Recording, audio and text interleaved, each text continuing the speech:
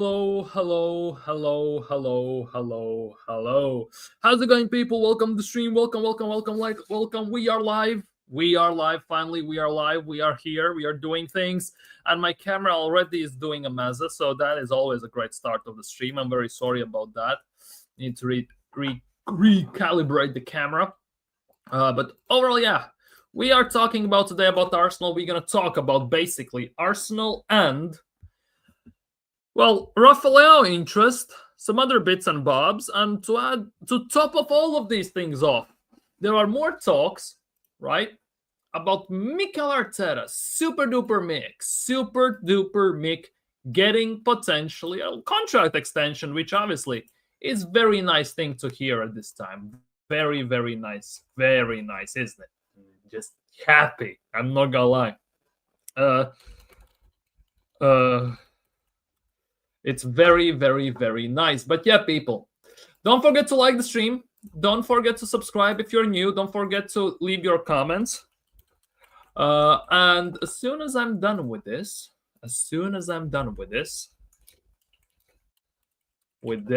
yes, I've done it. And let's do this. We are live. Hope everyone's doing great. Thursday. The 13th of November, we are live. Things are going well. Things are going smooth. Hopefully, you are doing very, very well as too. Big up, Mubarak. Hope you're doing well. Well, among who support Arteta to sign a left winger, but not Rafa. My reasons, Leao had poorly decision in terms of crossing the ball. It's not just that. For me, he's hell inconsistent as well. We talked about it yesterday. We're going to talk about it today as well. Talk about Calafiori's situation. Like, regarding Calafiori, there's nothing new. Calafiori obviously is not playing for Italy at the moment. He has that hip injury. Nobody knows how long he's going to be out for. He's training on a separate, basically, training regime away from the all team. And that is a good and a bad thing at the same time, because if you look at these things overall, it basically means two things. One, that he's good enough to train. To what extent, we don't know.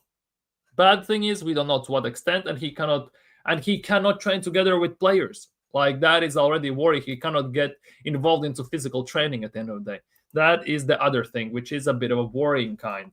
Big up, Hendon. Hope you're doing well. Rainy Northwest London. Damn, rainy. The England vs Serbia match is dead. Well, did you expect anything less? From England? To be honest, and of course, you cannot disregard the fact that Bukayo Saka, of course, is starting, and Declan Rice is starting. Eze is holding the bench as of now. But yeah, it's not looking great in those terms, is it? Bukayo Saka is starting, and he's getting drained even more. The crowd are like they are at funeral mugs paying good money to see these draws. Yeah, but it sounds like Arsenal, doesn't it? A bit sounds like Arsenal. At least for Arsenal, we have atmosphere at there. For them, definitely nothing. Why they have to play Rice and Saka? Tuchel already knows what they can do. This is the perfect time to play the fringe players. Exactly, and that was my point exactly. When I saw the call-ups and everything, I uploaded a short, I uploaded a TikTok. We even did a stream on this, and we talked about this, that we know that Saka, Rice, Eze, 99% chance that unless something that 1% happens in terms of injuries or something like that, they're going to go to the World Cup. They know what they can do. And why not call up the closest fringe players just so he has backups just in case, or he can take some players that maybe are under question marks at the moment. Of course, there will be a few international breaks. He can still decide on those, but let's be real, it stands to a point. At the same time, Tuchel, right? If you want to play devil's advocate, and I'm going to do it a bit here, of course, to some extent, Tuchel has very limited time with these players because the most time what they spend is in their clubs. They have limited time in the national teams, and he wants to see what they are all about. They want them to adjust to the tactics, to the system, and everything. So it is a bit of a weird one, but the fact that England has already qualified for the World Cup, and he still plays arguably the 11s that are going to start in the World Cup, provided that they are all injury-free, is a bit worrying. It definitely is a bit worrying. I think Robo is having problems with StreamYard tonight. Lots of YouTubers coming. A tiny bit. There were some issues, but overall not that much. It's more due with had to make myself some hot lemon tea. and everything, and because my throat is still quite sore and everything, made one for my girlfriend as well, of course. She also is not feeling too well, so basically, yeah, that obviously took priority. Good morning, Fusion. Good morning, Fusion. Hope you're doing well, and big up PW. Big up PW. Hope Thursday is treating you to the maximum extent very, very, very well. But as I mentioned already, today on the agenda, we're going to talk about a few bits and bobs here or there, and we're going to kick off things with this. We're going to kick on things with this, which obviously yesterday it sparked a bit of a debate in the chat and on the stream in general. So we're going to do this once again. We're going to talk about it a bit more. Apparently, Mikel Arteta has tasked Andrea Berta with signing a new left winger. Left-sided forward, let's just put it that way, as they are saying. And Rafa Leão is the ideal target. Leao is very keen to test himself in Premier League. Arsenal are firm contenders and see him as the perfect attacking addition.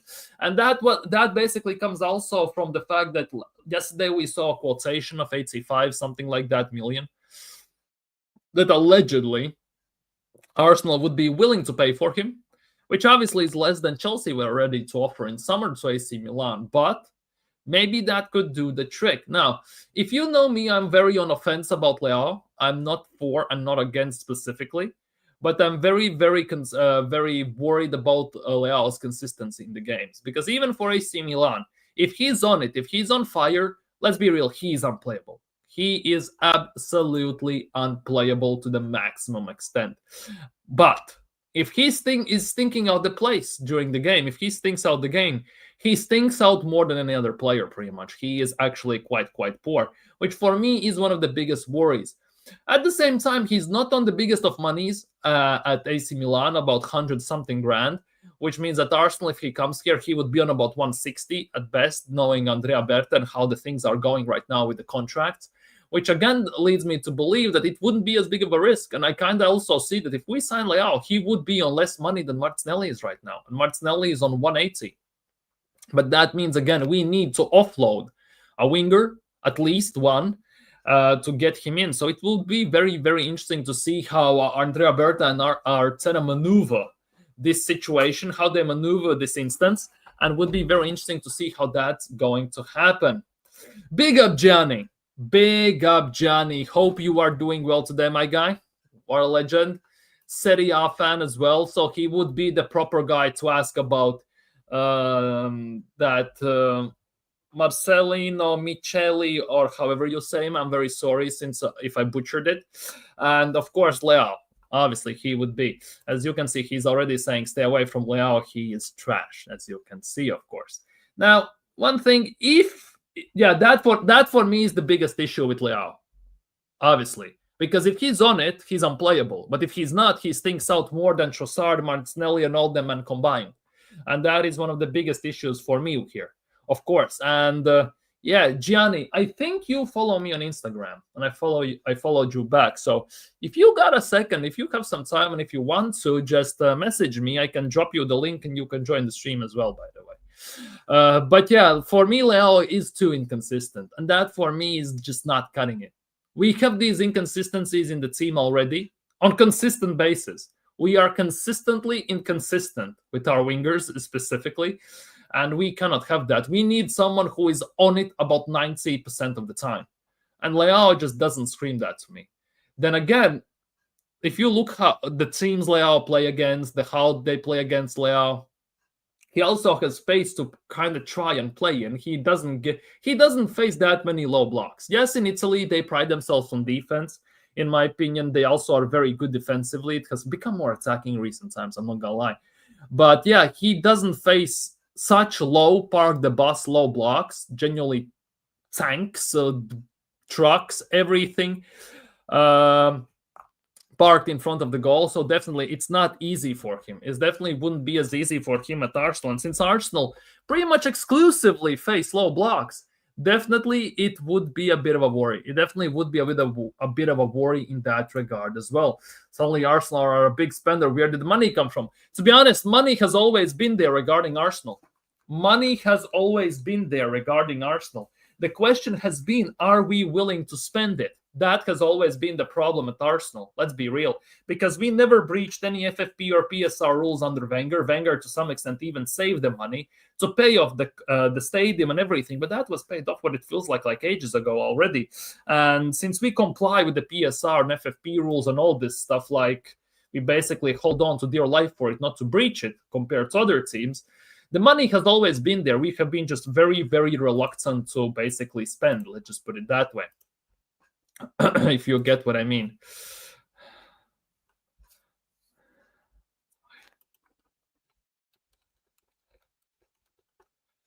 But yeah. And yeah, apparently Bukayo Saka has scored for England. Bukayo Saka has scored for England. It's 1-0 England over Serbia. Bukayo Saka has scored. So good for him. Good for him. And I'm getting a bit worried about the fact that he's still playing, but that's a bit different story. I don't think we need to target a left winger. Cover for Rice is more important than another 9. To be honest, for me personally, we need a left winger, number 8, and a left back. Like, we need all of those. But I just don't think Arsenal are going to pull it off. I don't think Arsenal are going to do it. But the fact that we need backup for Rice, that goes without saying. People will say that we have Merino there, but the drop-off from Rice to Merino is genuinely diabolical. I'm not going to lie. And left backs, well, we got rid of only left back we have in the club, like a proper left back in terms of Tierney. So that is also a quite different story in that regard. But if I can find this, yeah, big up, Gianni. Big up, my guy. How are you? I'm doing good. I'm doing good. Obviously, not doing any watch-alongs at the moment. Yeah. Right. How are you today? You good? Good. I'm pretty impressed that Arsenal went for Napoli's scout. I think it's a huge upgrade for him. Huge upgrade for him. You rate him? Oh, yeah. He's one of the best scouts in Europe. So again, do you think Andrea Berta and him could do some magic there? Absolutely. I mean, the guy, he scouted majority of the teams that have won all 6 trophies for us since De Laurentiis has taken over. Ooh. So he's, if you look at, I mean, I could run down a list of names. When he was at Brescia, he scouted Hamšík, Yes. and then Hamšík went to Napoli. But the bigger thing that a lot of people don't know about with him is Michele was the one who convinced Napoli to keep Insigne because he saw the talent in Insigne. Napoli almost sold Insigne for money because he's a youth product out of the youth academy. But he's also the same guy. He scouted Alan. He scouted Zielinski. He scouted Fabian Ruiz. He scouted Mertens. He scouted Koulibaly. So majority of the team that everybody knows from the Sarri days and then leading into Spalletti and Gattuso and Ancelotti, he scouted majority of that team. So he does have a very good eye for talent, and his scouting network is insane. Oh, damn. It's like he has brought some fantastic players to Napoli, like the ones that actually I have in mind, as you named them. It's instantly they pop to my head when I hear Napoli in recent times. It is Hamšík, Dries Mertens, Insigne, and all these guys like Koulibaly. Mm-hmm. But I don't think was he a factor in that, Koulibaly? Yeah. Signing? Oh yeah. Like Kim Min-jae. Kim Min-jae was the one he scouted. He scouted. So he left Napoli briefly and went to Hellas Verona. He was the one that scouted Amir Rahmani as well. So yeah, and he's the one who scouted Di Lorenzo. We got Di Lorenzo for I think only 7 million when he scouted Di Lorenzo when we were looking for a new right back. So the guy he knows his stuff. This guy is really good. I think him going to Arsenal will be able to find gems. I mean, the guy scouted Vada. He was the first one to get a hold of Vada. Now Arsenal, the funny thing is he scouted Vada. Arsenal beat Napoli to Vada. It was just Arsenal was playing cheap.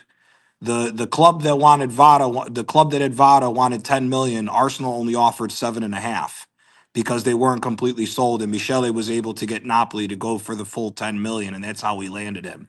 He also scouted Osimhen when he was in Germany before he had his breakout year in France as well when he was with Wolfsburg. So this guy knows his stuff. Oh, that sounds hella promising. I'm not gonna lie, that sounds hella promising in that regard because it's definitely looking like our talent ID in the last, I don't even know, a decade almost to some extent has been, well, shocking to say the least. Yeah. like non-existent. But yes, but it's typical Arsenal, isn't it? Like few million penny pinching over certain players, and it's always been an issue like that with Arsenal. Hopefully that changes with Andrea Berto, of course. Hopefully that changes, but yeah. It's always like that. We had the same with Higuain, with Benzema, with even Savio to some extent. Bruno Guimaraes, I think something went wrong there as well. It's always few million. Tonali as well. Yeah. Tonali as well, because he should have been going to Arsenal from Brescia instead of going to Milan. He was supposed to go to Brescia. But sorry, man, I gotta cut it short because I'm still at work. So I'll appreciate you having me on, my guy. I'll see you later on down the road. Big up. Thank you for jumping on even for a few seconds. Big up to you. Big up. No problem, man. Hope all is well. I'll talk to you. Big up. But yeah, you heard it first, people, here from Gianni, that the Napoli scouting is top notch and that guy actually could bring some success to Arsenal. That is the hope. Let's just put it that way. That is the hope, to say the least, that he's going to bring some success to Arsenal in those terms, definitely. So there is hopes, obviously, and maybe this will happen. The new head of scouting is more proof that Berti is laying the foundation for the next manager. And I think that could be the case. He's saying another Italian. Could Arsenal be building some Italian, I don't know, part here, like center? Because it feels like we have Berti now. We have signed him. We will sign him. Is it like laying ground foundation for a different manager? Let's just put it that way, for Inzaghi or something like that. It might be the case. It definitely might be the case. I would not be surprised if that wouldn't be the case. Would be the case. I would not be surprised if we are looking from that perspective that we are signing some people who actually they know. Let's just put it that way. Definitely they know. I wouldn't be surprised. Good news. Calafiori injury boost confirmed ahead of Spurs clash. Well, I'm aware. I want to see this because overall it's definitely not that. Like, I don't even see it. I don't see anywhere any talks about Calafiori. Wait, let me check the Saka's goal, by the way. I want to see what goals Bukayo Saka just scored for England. Okay, Dimitrievski clears it. Declan Rice gets blocked. Bukayo Saka, great volley. Far corner. Great volley far corner from Bukayo Saka. Absolutely sublime. Oh, here we go. Ricardo Calafiori has arrived the national team, but team has not been included in the matchday squad. He's expected. Apparently, Calafiori is expected to be fit for the North London derby. Now, whether that's going to happen or not, completely different story. Completely different story. But there are hopes. There definitely are hopes in that regard that Calafiori might be fit for that game. But now we're going to turn to some more urgent matters at hand. I'm not going to lie. These are some extra urgent matters at hand. Mikel Arteta. And this is one of those things I don't like. This just shows that you cannot trust anyone these days. Let's be real in regards of football news and football reports. Because according to ESPN, most trustworthy USA source about soccer and all this stuff, Arsenal are yet to hold talks with boss Mikel Arteta over a new contract, with the Spaniard said to have 18 months left on his deal at the turn of the year. They are, however, engaged in talks with several players, including winger Bukayo Saka and defender Jurrien Timber, which at the moment seems like Arsenal want to tie down their best players to long-term deals and then figure out what to do with Mikel Arteta. Then there are other news which are coming to team talk and all these places that Berta has informed the Cronkies of contract plan for Arteta. They believe Arteta is special and one of the best coaches in the world. So naturally, rivals would look at him, but Arteta is loving what is happening at Arsenal. They're building a dynasty, and he is central to it, which basically means that Andrea Berta kind of is pitching this idea to Cronkies to re-sign Mikel Arteta to a long-term deal. Now, as you saw, we genuinely have two contradicting reports to the maximum extent. I'm not going to lie. Those are hella two contradicting reports to the maximum extent in terms of Mikel Arteta. because some say it's going to happen, some say it is not going to happen. But there is also like a bit of a an article regarding Arteta and everything. Arsenal stand on Mikel Arteta's future revealed, a source drops verdict on shock exit rumors. Now, Mikel Arteta has entered the final 18 months on his Arsenal contract, and Team Talk sources have explained why supporters have no reason to be concerned as the club push for the Premier League title this season. Arteta's contract situation has led to some wild speculation that he could leave when his deal expires, or even be poached by another side in the meantime. In the past, the manager has been linked with other clubs such as Barcelona, where his playing career began as a youngster, while late Manchester City has also been linked as they ponder life after Pep Guardiola. What a drop-off would that be? I'm not gonna lie. What a drop-off would that have been? However, Team Talk insider Dean Jones has strongly refuted the rumors, stating that Arsenal are building around Arteta. Arsenal are building around Arteta, and the club hierarchy believes he can lead the team to their first league title since 2003. There are no concerns at all about Arteta leaving. Arsenal have a very clear plan and strategy in place, and the manager is absolutely central to it. They have not come this far only to come this far. They have backed him in every sense. They stuck by him through difficult early periods, and when things started to get good, they bought top players at top money to give him every chance of winning the Premier League. They have been delighted with what he's done. There is no fear that he is looking for a job anywhere else. Anytime a big player has signed for them, or when significant players are renewing contracts, they are being assured that Arsenal's future is with Arteta in charge. And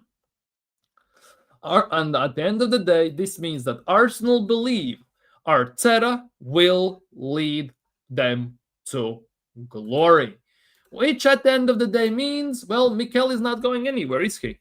If you believe this, he is not going anywhere. He is staying here, and we are in for one hell of a long ride.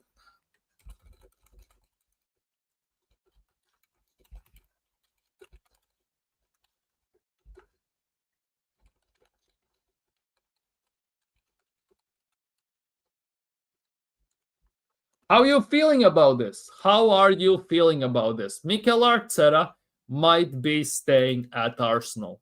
After even his contract expires, Arsenal are looking at extending his current deal. How are we feeling about this, people? What a load of bollocks. He will be sacked when he fails once again this season. Well, that is the hope, isn't it? Because we need something new. We need something fresh. We need improvements. We need fresh voice. We need new ideas and all this stuff.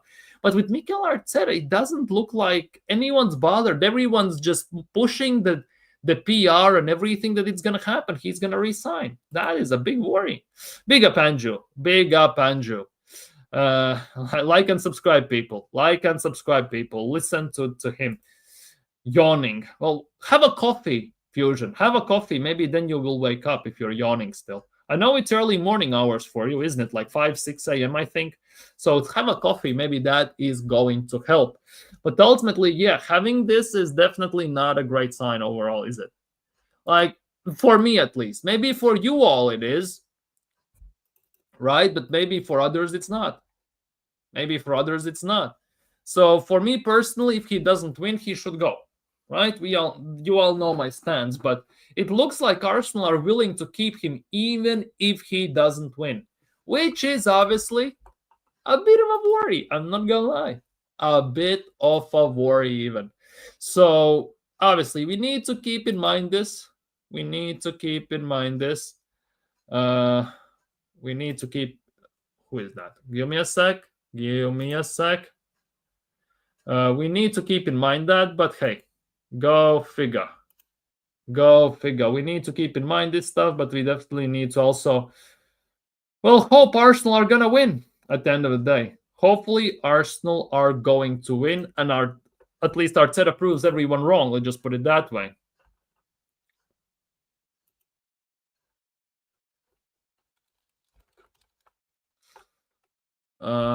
Yeah. But how are you feeling about this? Do you think there is any truth to this? Do you think there's any substantial backing to this? Or is this just PR move just to calm the nerves of the fan base, just in case Arteta basically does nothing and he gets sacked eventually?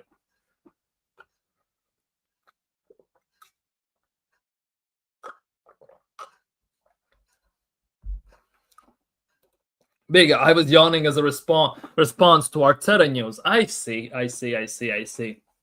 Because these Arteta news are quite interesting, and they're coming out also very, very early, unexpectedly early, to be honest, because it's only mid-November. The season still is gonna go on for half a year, 6 months, more than 6 months even, and they're already talking about extending his deal, which is not great. I'm not gonna lie, definitely it is not great. And it is a bit worrying in that regard. No truth, it's clickbait for the international break. I think so too. I definitely want to think that as well. I think that could be the case because international break in general is very dead. Very, very, very dead. Oh my God. Shane must be super happy.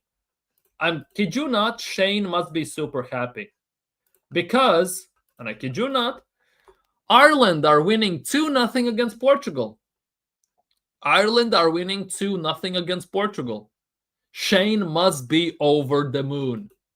Kid you not, Shane must be over the moon with this. I'm happy for Shane. Parrott has scored both goals, by the way. Parrott has scored both goals. Their team as well is not that bad. But yeah, Shane must be over the moon with this result. Happy for Shane as well because Ireland have been very questionable. I'm not gonna lie, they have not been something that you expect from Ireland, but then again, you cannot expect much because they don't have the best of teams. Then again, if they win this game and the next game, right, they could get into playoffs. Like, let's be real, they could get into playoffs for this, but yeah. It's typical deflection by Arteta. Could be, definitely. Team talk, obviously not the most reliable source, no matter how you look at it. Definitely. Team talk, definitely not that reliable as people would like to believe so. So we'll see. We'll see how that is going to go. We're definitely going to see this. But yeah, time only will tell. Time only will tell at the end of the day. But yeah, it's not that great. Definitely not that great. And there is another thing I wanted to talk about. And this is something very, very unique, which... it's going to be a very interesting debate. I would like to think so, at least. This could be a very, very interesting debate in terms of a stream. Trust me, the knives are being sharpened, ready to plunge when he starts to fail, lose the next 3 matches, Spurs, Bayern, Chelsea, and watch this implode. Yeah, then it's going to instantly turn. The tables will turn 180, and everyone's going to be in despair and misery and all this stuff. Let's be real. It doesn't take much. Football obviously comes at you fast, and it's very reactionary to some extent, but at the same time, everything can change like that. Look at Liverpool, for example. But yeah, this is something I wanted to talk about. Carlo Ancelotti speaking on football, the system, and all this stuff. And this is what Carlo Ancelotti had to say. The system is not the most important part of the job. You have to find a system that adapts well to the players. The player has to be comfortable in the system. You don't have to put the player in a system or position that they don't like. There is no winning system. The system you put in place has to be evolved by the players. Thoughts on this comment by Carlo Ancelotti? Especially if we compare this to our Arsenal and how we are playing, that we are not playing players. We are playing players in positions that they are not comfortable in. We are playing players for system. We are using system. We are adjusting players to fit the system, not allowing the system that adapts the players, not having that. What are your thoughts on this? Big up, Godfrey. Hope you're doing well today, my bro. But yeah, what are your thoughts on this? How are we feeling about this as well overall?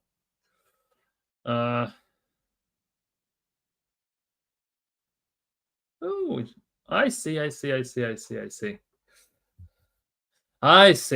Yeah. But yeah, how are we feeling about this? How are we feeling about this?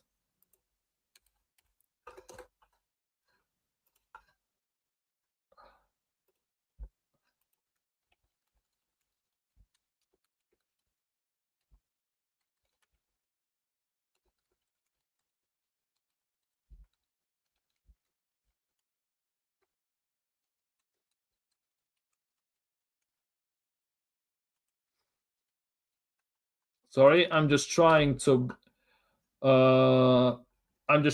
basically schedule some streams and stuff like that at the moment as I'm live, by the way, people. So that is going to be very, very interesting. I'm trying to schedule a few streams here or there. So we're going to look at it. But yeah, this is what Carlo Ancelotti said. And I think there's definitely some massive merits behind that, because he has proven that to see how it works and how it doesn't work. And I think he's right. I think he is right about this. And for me personally, the sad part is we don't do it that way. Arsenal don't do it that way. We do it kind of a bit differently. We are doing it this kind of opposite way, aren't we, to some extent? Ancelotti is right. 100% he is right. I strongly agree with what Ancelotti has said here, just like what Nagelsmann said before. I agree with that as well. So I think Ancelotti is speaking some big facts there. That system is not as important, that the players need to feel good there, and the system needs to adapt to the players, not the players need to adapt to the system. And unfortunately, we kind of do this in a way where player must adapt to the system. Because even with Gyökeres up top, we are playing as if we have Havertz or Jesus up there. We are doing things that should not be done and everything. And for example, and that is a worry. That definitely is a worry at the same time.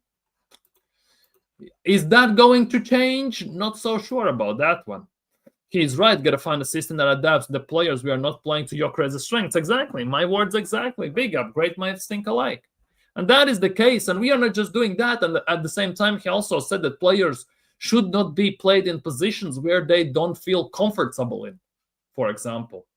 And if you ask me, I'm not too sure, for example, Rice feels 100% comfortable in that 8 spot, right? Martinelli doesn't feel as well too comfortable on that left wing. If Eze goes to left wing, he's not going to feel comfortable there, and all this stuff. We have quite a few of those players that are not actually as comfortable in these specific positions where they are getting played. Wingers are not as explosive as 22, 23. Yeah, less space. We are playing much slower, much less chaotic. We are playing very controlled and very systematic. It's like we have a blueprint and we follow it to a T. And in 22-23 season, it more felt like we were playing more free-flowing. We were allowed to be free roam. We were allowed to basically play as it goes, right? In those type of situations, you play the style. You have obviously your style and system how you want to play, but players had freedom and they were allowed to basically adjust themselves mid-game in the specific situations for specific targets. And if they saw an opening, they passed the ball. If they purposely did some things to open the gaps. And now we don't do that as much. We just control the possession first of all, then we look for some options. In 22-23 season, we kind of played a bit differently. We played the quite opposite of that. And yeah, the things that he has said actually have been spot on. The things that Carlo Ancelotti has said. Just because Rice can do a job in there doesn't mean he should continue playing there. Exactly. That doesn't mean that's the thing. That's like basically because I can do certain things doesn't mean I must do them. I'm the best at them. I can do them well, but I cannot do them, let's just say, excellently. But you need players who do those things excellently. Like for example, Gyökeres is a striker, right? He's a finisher. He can attack in the spaces. If you play him like that, yeah, cool, he's great. But if you ask him to do the things he's now being asked to do, like Havertz, Jesus, it's not the same. Definitely not the same. Rice is best as a number 6. We saw that at West Ham to the maximum extent. And that he's not the same as an 8. He can do the job at the 8, but can he do the job as an 8 as good as he could do his job at when he plays as 6? I don't think so. Personally, I don't. Same as Eze.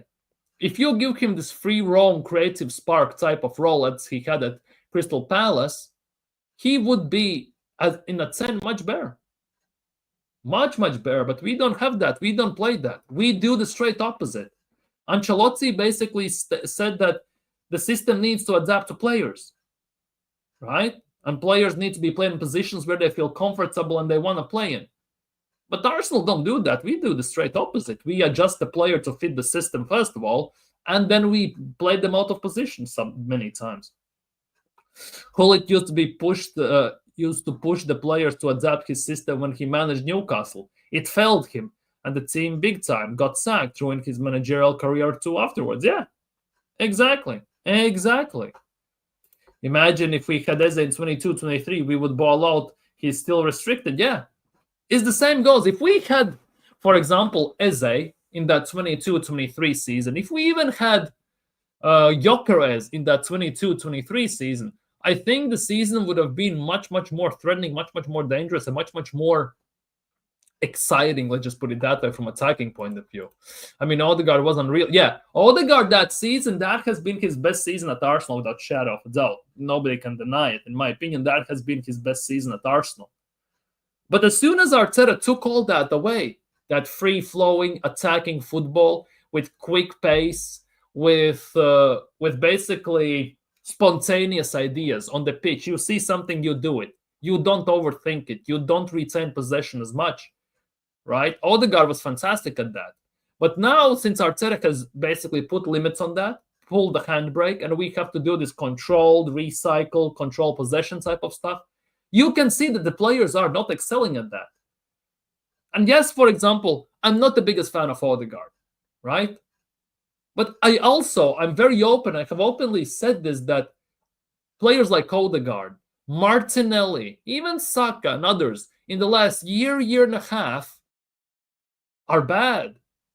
But they are not as bad. They are not presenting themselves well on the pitch because they are not playing as bad as they actually can play. We have seen how good they can be. So at the moment, they are just like fraction of themselves. It's like a shadow of themselves at the moment. They are not playing. They are playing worse than they actually can play, in my opinion. That for me is the biggest worry at the moment.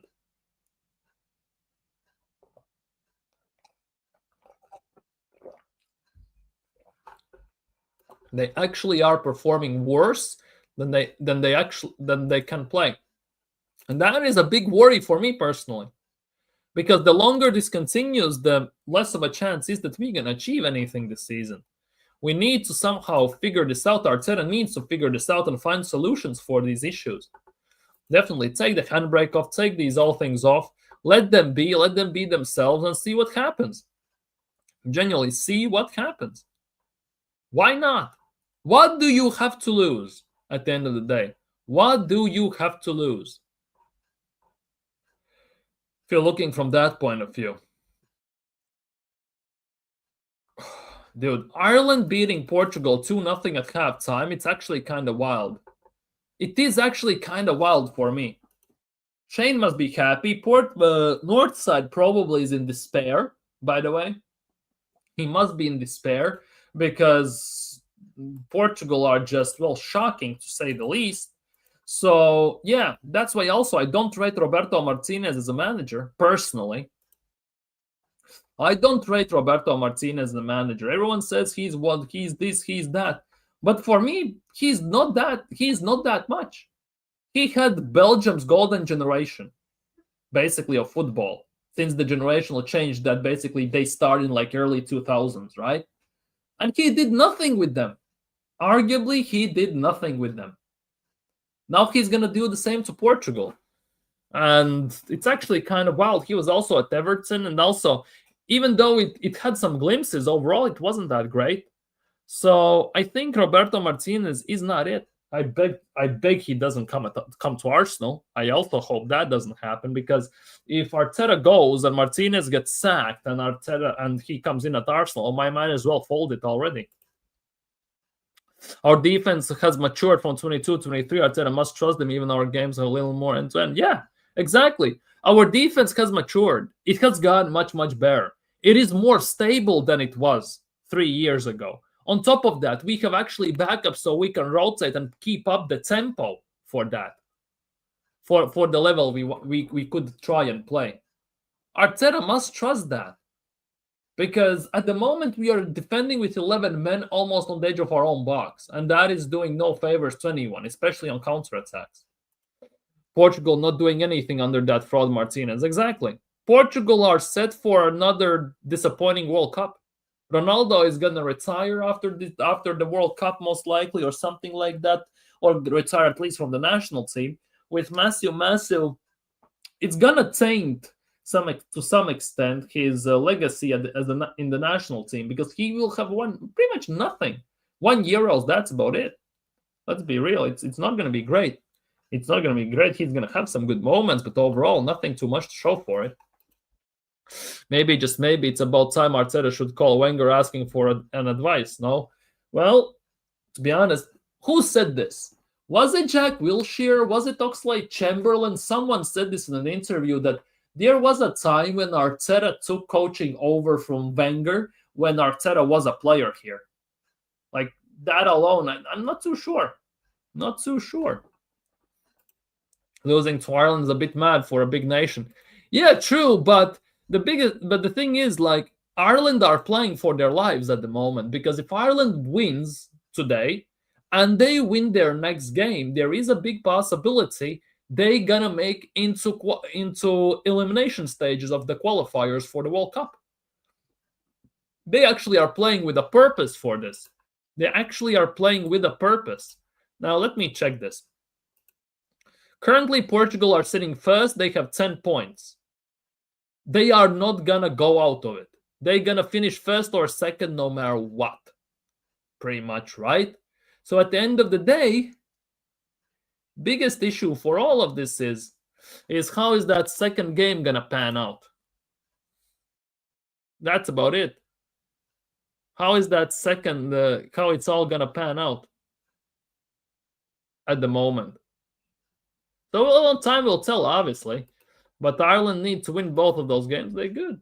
I think. I don't know how it goes with these, because some games get taken off, some games get added, and it's all going all over the place. I'm not going to lie. So we'll see. We'll see. But yeah, definitely. It's going to be interesting, because at the moment in Euros, wait, what were the results in Euros? If France wins against Ukraine, they are qualifying for the World Cup. If France wins against Ukraine, they will be the second nation after England to qualify for the World Cup. But France currently at halftime are 0-0 against Ukraine at home, by the way. Yes, they're playing at home. They're dominating, because no matter how you look at it, basically, Ukraine has done nothing. Ukraine has 0 shots, 0 on target, 25% possession. France are absolutely running all over them. Saliba is playing, of course. Cherki, Mbappe, Olise, Barcola. Basically, they're pretty much their best squad available to some extent. Where is Zinchenko, though? Where is Zinchenko? Zinchenko has not even been called up. Yeah, Zinchenko has not even been called up for the Ukraine national team. Interesting how things work, isn't it? Very interesting how things work out sometimes. Zinchenko has not even been called up for Ukraine.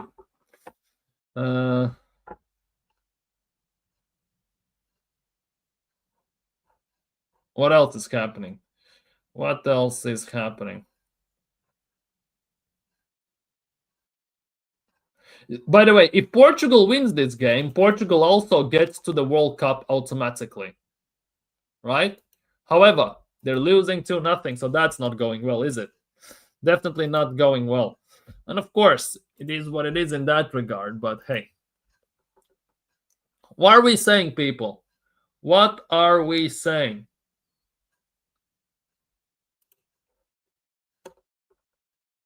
Thoughts on this? Thoughts on this? I'm experimenting with one of the posters.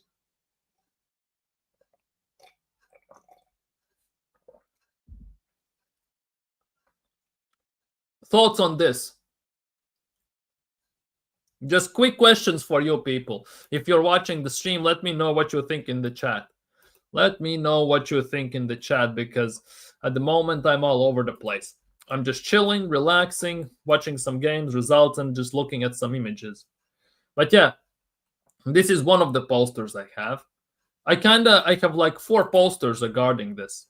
So I'm trying to figure out which one could be which in that regard. Where is it? There's another one. Where is it? There's this one.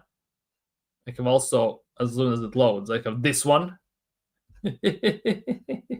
This looks a bit weird, I'm not gonna lie. This looks a bit weird, but hey, it's a bit different story in that regard. But yeah, question for everyone in the chat, like and subscribe, people. Do you think Arsenal are gonna sign anyone in the January transfer window? It's a month and a half away, so it's not that far off. You can start to talk and speculate a tiny bit. Do you think Arsenal will sign anyone in January? Like, serious question. Will Arsenal sign anyone in January? Question for you all. And if they will, then who? Most likely.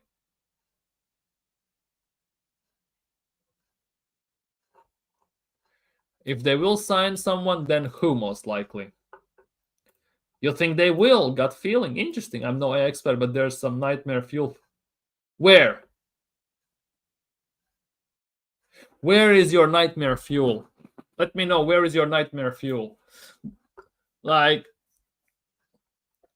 between Leao and Yildiz. Like, there are talks that Yildiz could be, like, wait, where is it? There have been some talks today. There have been some talks regarding Yildiz, by the way.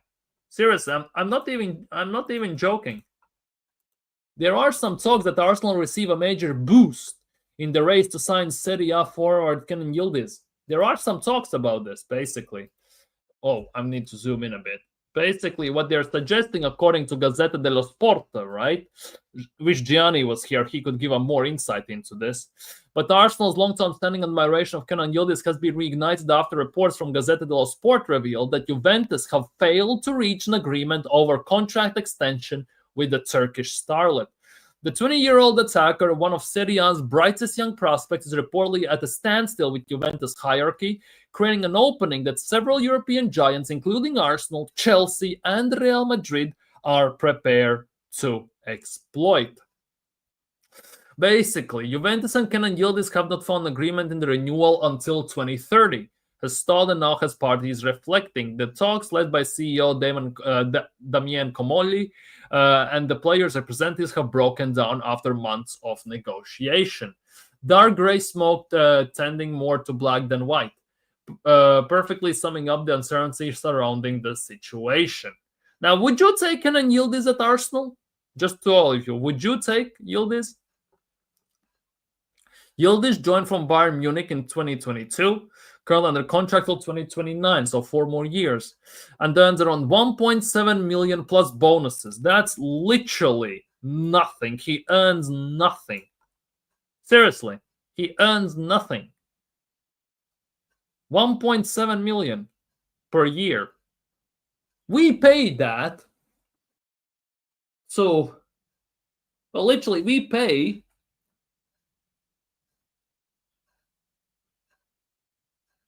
Havertz 285. We pay 265 to what's its face, to Jesus. That's 550 pretty much, right? We pay 1/3 of that per month. That's 3 months' salary for Havertz and Jesus combined. Literally, that's 3 months' salary for Jesus and Havertz combined. Seriously, that's how nuts it is. One of the lower earners in the first team squad. His camp, however, believes his growing influence both on and off the pitch warrants a pay rise. Well, that stands to a point. Arsenal ready to capitalize, basically, on Yildiz, right? For Arsenal, this development represents significant opportunity. The North London side have monitored Yildiz closely for over a year, with scouts particularly impressed by his composure in tight spaces. creative intelligence, and versatility across the attacking line. Oh, here we go. He can play right wing, left wing, center forward, number 10. Where he's going to play, nobody knows. Guess put your bets on, people. But ultimately, yeah, his composure inside spaces under heavy press and low blocks could be very, very positive.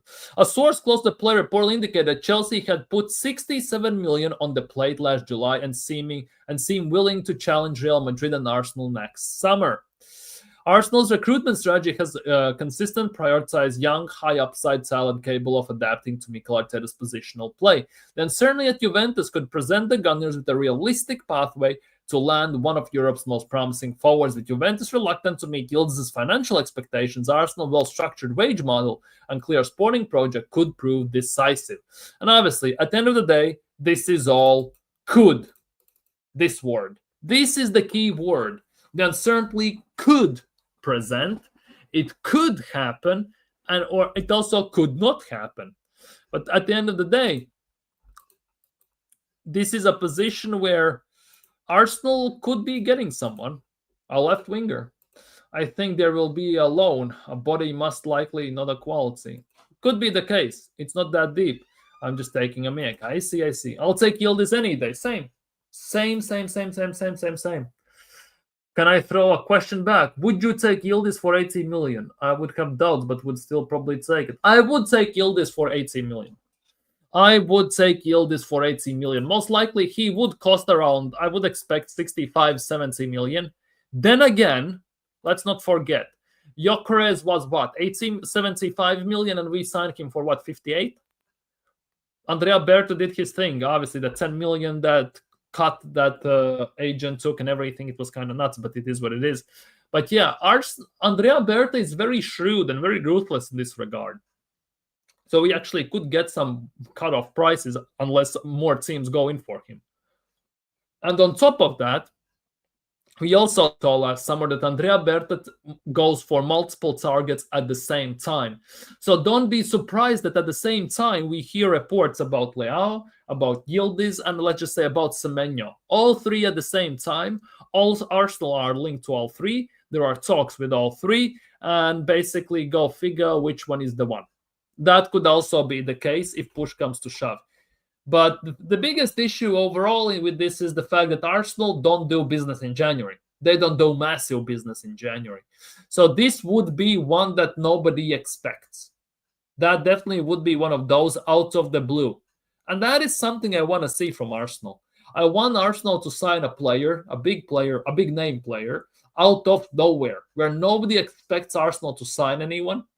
Basically, to shock the system at the end of the day, to basically shock the system. Let's just put it that way. My girlfriend is a Juventini, so I'm quite familiar with his quality, see? So for you, Fusion, for you, same money, let's just say 75, 80 million, right? Leao or Yıldız? Which one you're taking? Which one are you taking, Leao or Yıldız? If you had to choose, like I've been feeding Juve with our best players for years now, it's their turn. Yeah. Well, to be honest, like, let's be real. Like, we also could look at it from that point. Where did we get arguably best player at Arsenal? One of the biggest Arsenal legends from Juventus. We got Thierry Henry from Juventus. So would stand to a point that at least sometimes we can get one of those promising young talents from Juventus that turned out to be one of the biggest players in the club. So Yıldız definitely would fit that to a T with the potential, with the abilities and everything. Obviously, the price tag would be just 10 times bigger, but it's a bit different story. I'll take Yıldız even for 85. See? Yıldız over Leao for you too, Fusion. For me as well. I would take Yıldız over Leao.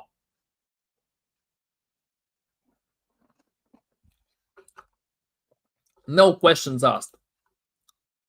Give me Yıldız over Leao. Without shadow of a doubt.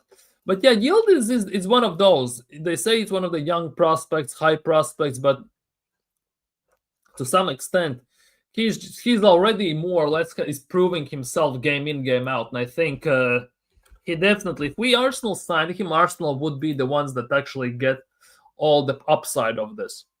All the upside of this, of Kenan Yildiz. That actually would be kind of insane. For me, Yildiz seems like one of those, if he's available for about 70 to 80 million, it's a no-brainer. Literally, it would be a no-brainer for me personally. But is that a no-brainer to Arsenal? I'm not too sure. Genuinely not too sure. Let's just put it that way. Arsenal much rather probably sign somebody else if we are looking from that point of view. But yeah, Yildiz would be the one. Anyone else think Arsenal are gonna sign anyone in January? Anyone else has this feeling that Arsenal are gonna sign anyone in January? Because Fusion has this feeling. Arsenal, Andrew said that Arsenal most likely is gonna loan in maybe a body, and we're gonna sign player for quantity, not quality, at the end of the day. So basically, gonna sign another Kim Kallstrom to some extent. That's what he's saying. Let's just put it that way. But for me, yeah, if you ask me, I think we should sign someone. But will Arsenal sign anyone? January, we don't do that. And I'm also kind of caught in this situation where I kind of don't want this manager getting any money. I don't want this manager getting any money. I think 1 billion should be enough. Should be the cutoff point. The cutoff point should be like about, let's just say 600 million at worst. Not 1 billion, but hey. Not my money. I cannot judge too much. But I guess it's a bit different. No, I don't want this manager to spend another penny. See, I'm also in this. But if we have a chance to sign Yildiz, right, and we sign Yildiz, I will not be against that. But it also kind of depends on who Arsenal are going to sign. If it's like another Mikel Merino or it's another Fabio Vieira or crap like that, no chance in hell. But if we are going and we actually have a realistic and proper chance to sign someone like Yildiz, or the player of the levels of Kvaratskhelia is available and we actually go for him fully in, then yes. I don't see us signing anyone. And that for me is the biggest worry. But we should, yeah, as long as we have the money. Well, we have the money. That is the thing. Arsenal have the money to spend no matter how you look at it. But the issue for Arsenal, I think, is with all these entities of FFP, PSR, NXT, NBA, WWE, and all these abbreviations that basically hamstrung them for not signing anyone at the end of the day. That they will have repercussions, they need to sell. And I think for Arsenal to sign anyone big right now, they need to sell someone. I kind of think so. So it might be a kind of a double-edged sword where Arsenal need actually to sell to buy. But not because we don't have money, but we just need to balance the books. I don't really think we will build in the general. And that for me is a big worry. I'm not sure if we even need to. If he can't handle the squad, what's the point of bringing in more? If it was for me, sell 3 players, bring 3, but bear. Exactly. But can we sell 3 players? And which 3 players would you sell?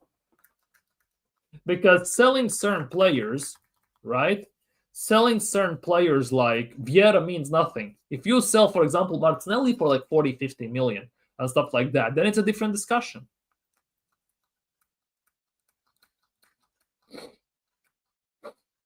Then it's again different discussion if from that point of view. It just depends. It ultimately depends who we are selling and who we are signing. Because again, signing better player than Lokonga and Fabio Vieira is not that difficult. We have academy players better than them. Then again, if we look from other players, it's again like it's a very kind of double-edged sword type of situation going on there, which is very, very worrying in that regard, if you ask me. It's a very, very worrying situation from that point of view. Personally, that's just my personal opinion. Not sure people agree with this or not, but that's the way I see it. Zinchenko, Vieira, and Nelson. Well, what's that gonna give us? What? Nelson, maybe 10, 15 million. Zinchenko, maybe 10 million, 15 million. That's 30. Vieira, maybe like 10, 15 as well. That's what, 40 to 50 million? That, again, is nothing. That, for me, is nothing, again. Martinelli, White, and Jesus. Yeah, I would get rid of White, and unpopular opinion. But I don't blame you. It's not that unpopular opinion, because Ben White is decent when he's fit, but again, since he's come back from injury, you can see that defensively he is shambles. Right now, defensively he is shambles. When players attack to him with pace, he's just a regular bystander at the end of the day. They just blow past him, and that's it. He's done. He's cooked. No, he's not coming back. And that is a big worry. Vieira apparently is having disaster loan spell. Let's check this.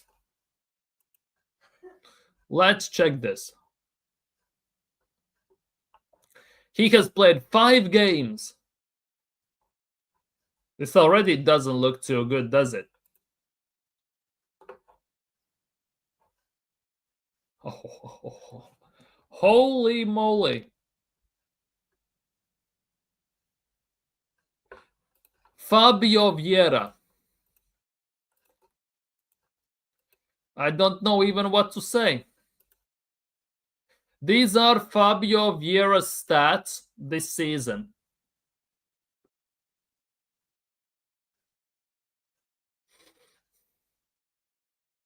To be honest, when he plays almost full 90, which is a good thing, right?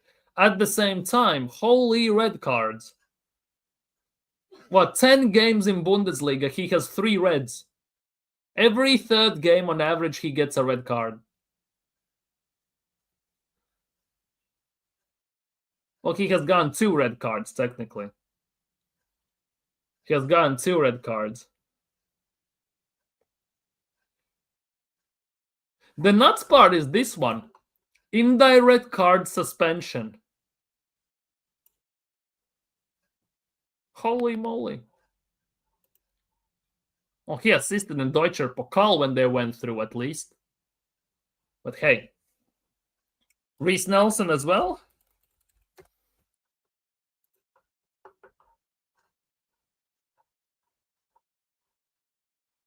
Reece Nelson this season. Not in the squad. Okay. So Brentford.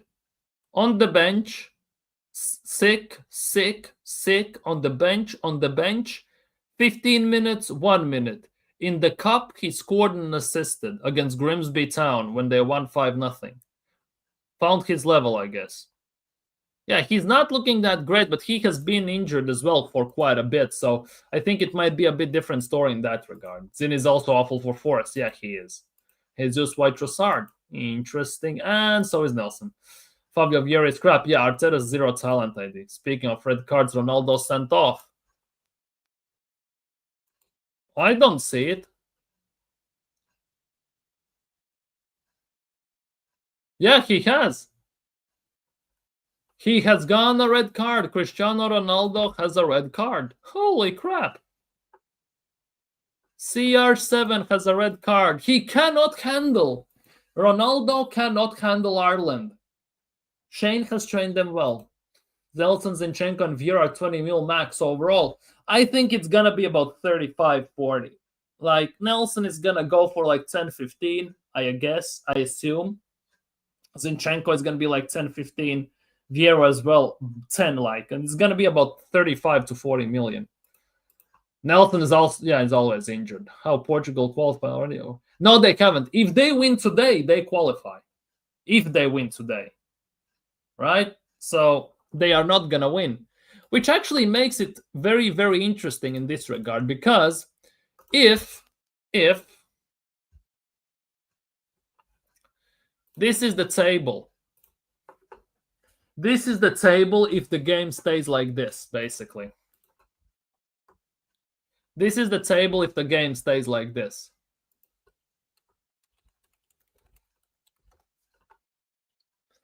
And Portugal must play against Armenia. At home, obviously. Portugal must play against Armenia at home. Now, the thing is, there is no chance in hell that Portugal does not qualify at least to like elimination knockout games, I guess. They either going to finish first or second. At the end of the day, they're going to finish either first or second. That's about it. They'll be first or second in their group.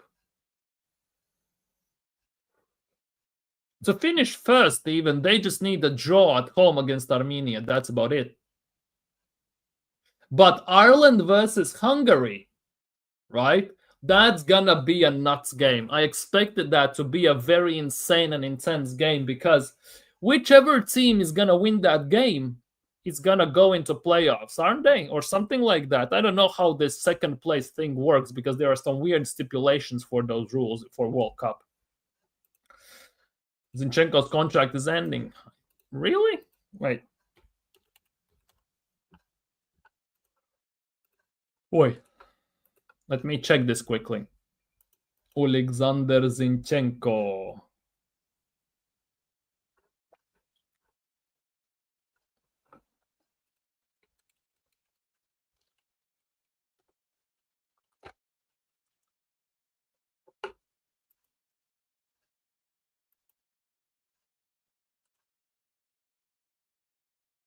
Yeah, his contract expires at the end of the season.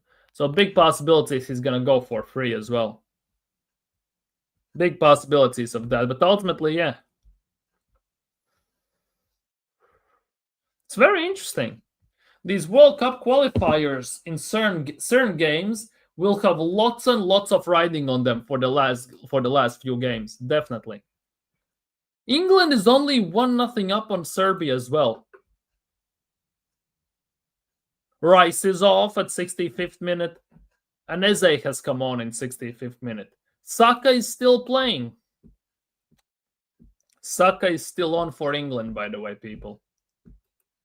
Saka is still on for England.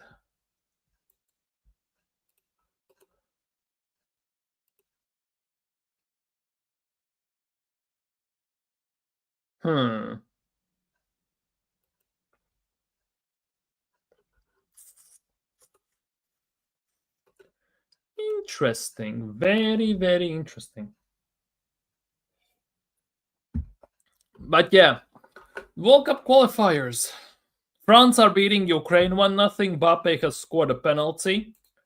Albania finally has scored against Andorra 1-0.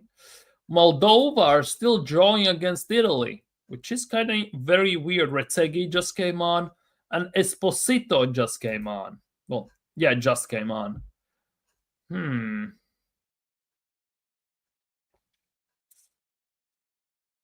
just looking at the 11 that Gattuso put out. It's not looking... That 11 is very weird.